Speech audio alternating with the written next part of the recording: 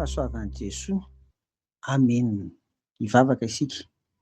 Amin'izao maraina izao Tompo, manandratra vavaka eo anatrehanao izahay. Misaotra fa tanteraka hatrany ny fifandraisantsika Tompo.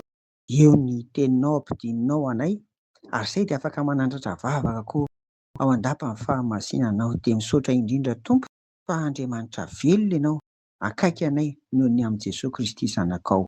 Mangataka hatrany ery izay ny fanahy masina, satria ny fanahy masina irery no mpanazava, mampahiratra ny fo sy ny saina, mampanahy anay.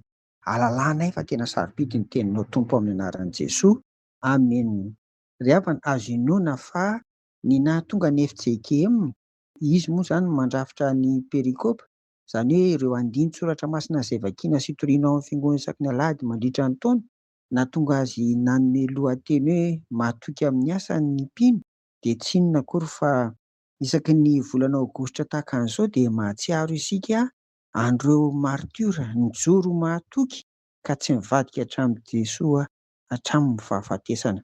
Fampatsiahivana fa ny alahady teo 9 aogositra no aladin'ny martiora ry havana, ary manomboka anio ary mandritra ny herinandro ity dia resaka ny amin'ireo martiora kristianina malagasy nahatoky isika, nahatoky izy ireo amin'ny ataony, nahatoky izy ireo amin'ny asany, nahatoky izy ireo amin'ny finoany.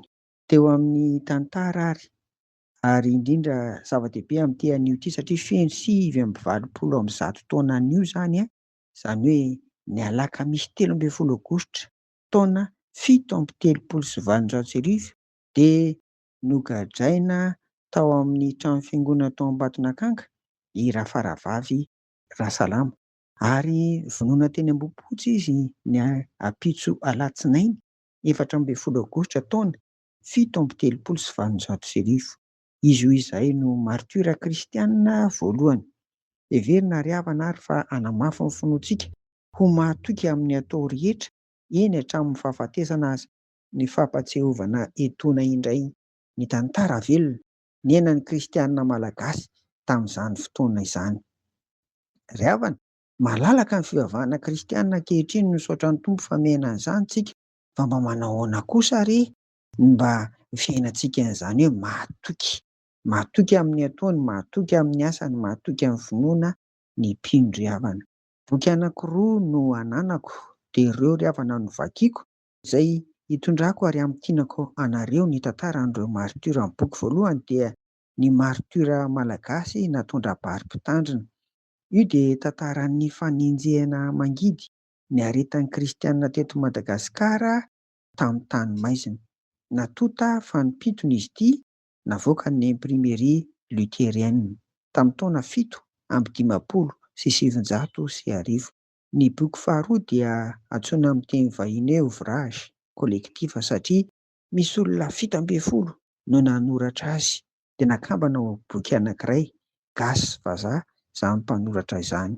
Tantara iraisan'ny fiangonana kristianina koa izy ity, ary mitondra ny lohateny hoe i Madagasikara sy ny fivavahana kristianina, édition Ambozitany, taona 1270.